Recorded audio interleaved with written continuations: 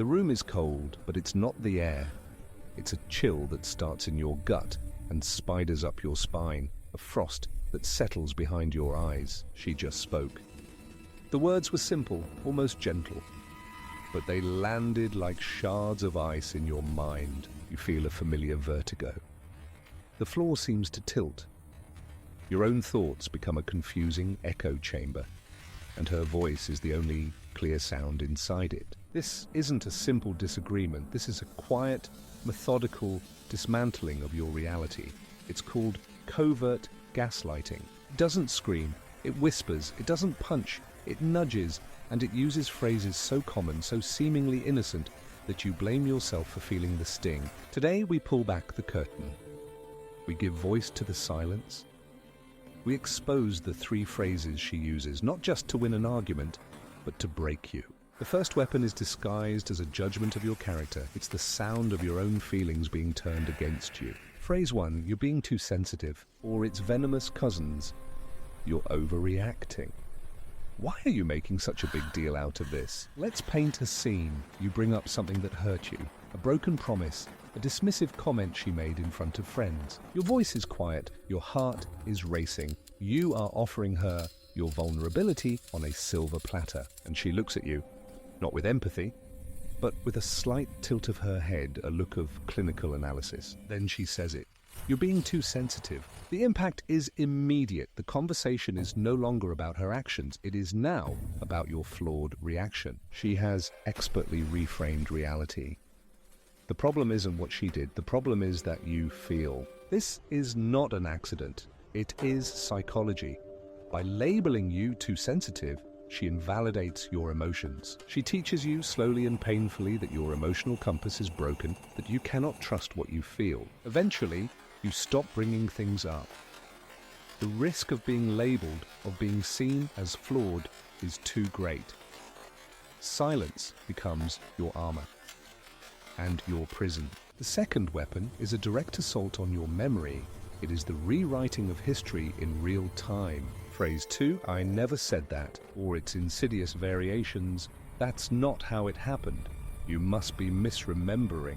Imagine this, you're discussing a future plan. She agrees to something important, a commitment, a promise. You build on that promise. You make other decisions based on that shared foundation. You trust it. Later, when you bring it up, she stares at you with a blank, placid expression, as if you're speaking a foreign language.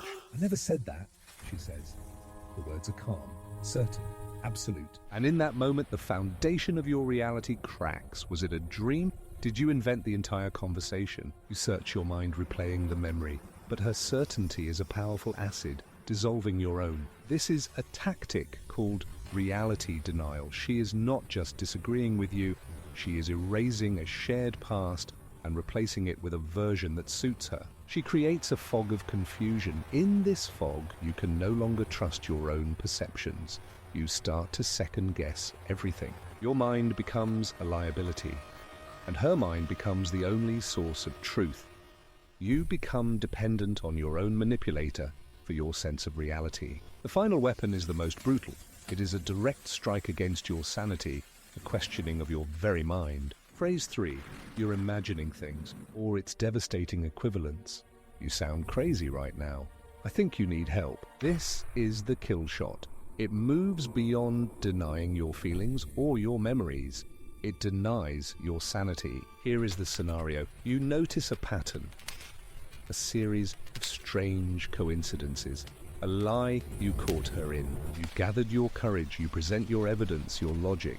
Your voice may be trembling, but your points are valid. She doesn't argue the facts. She doesn't engage with your evidence. She sidesteps it completely. She looks at you, her eyes full of a terrifying, fake concern. You're imagining things, she says. I'm worried about you. This is psychological warfare. By questioning your sanity, she makes you an unreliable narrator of your own life. If you're crazy, then nothing you say can be trusted. Your feelings are invalid. Your memories are fantasies. Your logic is flawed. She isolates you. Who would you tell? Who would believe you when the person closest to you thinks you're losing your mind? This is the final turn of the screw. She doesn't have to control you with threats. She has convinced you that you cannot even control yourself. Too sensitive. You're misremembering. You're imagining things. Do you see the pattern? It's not about the words themselves, it's about the effect. Invalidation, confusion, isolation. This is a system of control, a way to erode your self-worth, your identity, until all that's left is a hollow shell that she can shape. You feel like you're walking on eggshells. You feel a constant low-level anxiety. You apologize for things you haven't done. You question your own judgment to the point where you can't make simple decisions without her approval. This is the end game of covert gaslighting. Not a broken heart, but a broken mind. A spirit so thoroughly colonized it no longer recognizes itself. But now, you know, you have the names for the poisons, and that is the beginning of the antidote. The next time you hear those words, a small bell will ring in the back of your mind. A signal fire will be lit in the fog. You will recognize the sting for what it is, not a reflection of your inadequacy, but a tool of her manipulation. Your feelings are not a flaw, they are a compass. And it was never broken. She just tried to convince you that you couldn't read it. Your memory is not a fantasy, it is your history. Do not let anyone else be its author. And your mind is not a cage. It is a landscape. It is yours to explore, to trust, and to defend.